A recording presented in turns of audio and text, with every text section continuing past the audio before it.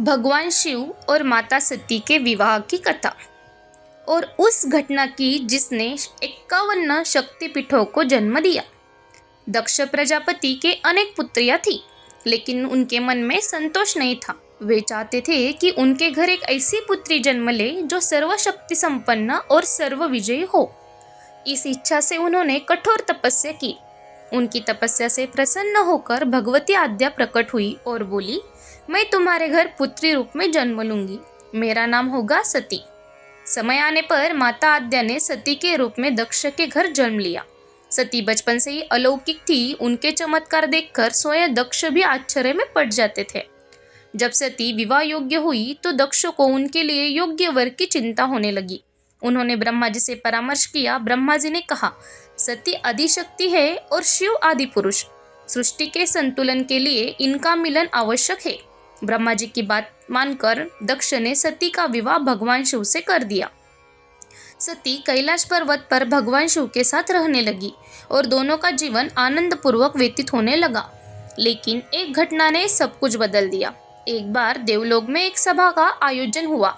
जब दक्ष सभा में प्रवेश किए तो सभी देवता उनके सम्मान में खड़े हो गए, परंतु भगवान शिव शांत भाव से बैठे रहे। उन्होंने न तो खड़े होकर अभिवादन किया और न ही प्रणाम। दक्ष ने इसे अपना अपमान समझ लिया और उनके हृदय में शिव के प्रति ईर्ष्या और द्वेष उत्पन्न हो गया। वे अवसर की प्रतीक्षा करने लगे। कुछ समय बाद दक्ष ने एक भव्य यज्ञ का आयोजन किया। सभी देवताओं को निमंत्रण भेजा गया, परंतु शिव और सती को आमंत्रित नहीं किया गया। एक दिन सती ने आकाश में देवताओं के विमान जाते देखे और भगवान शिव से पूछा, ये सभी कहाँ जा रहे हैं? शिव ने उत्तर दिया, तुम्हारे पिता ने यज्ञ का आयोजन किया है। सती ने पूछा, क्या हमें नहीं बुलाया गया?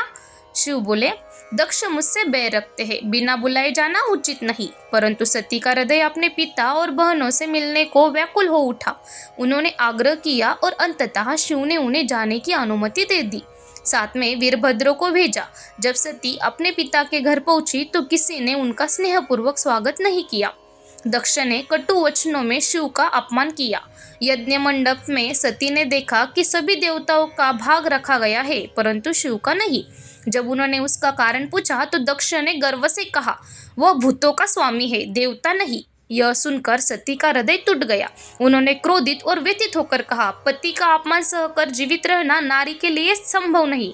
मैं इस अपमान को सहन नहीं कर सकती। और इतना कहकर सती यज्ञ की अग्नि में कूद पड़ी। यज्ञ स्थल पर हाहाकार मच गया। वीरभद्र क्रोध से कांप उठे। उन्होंने यज्ञ का विध्वंस कर दिया और दक्ष का मस्तक काट दिया। जब यह समाचार भगवान शिव तक पहुंचा, वे तुरंत वहां पहुंचे। सती के जले हुए शरीर को देखकर महादेव व्याकुल हो उठे। उन्होंने सती के शरीर को अपने कंधे पर उठा लिया और पूरे ब्रह्मांड में विलाप करते हुए घूमने लगे। सृष्टि का संतुलन बिगड़ने लगा। जब भगवान विष्णु ने सुदर्शन चक्र से सती के शरीर के टुकड़े कर दिए, जहां जहां सती के अंग गिरे वहां वहां शक्तिपीठ स्थापित हुए।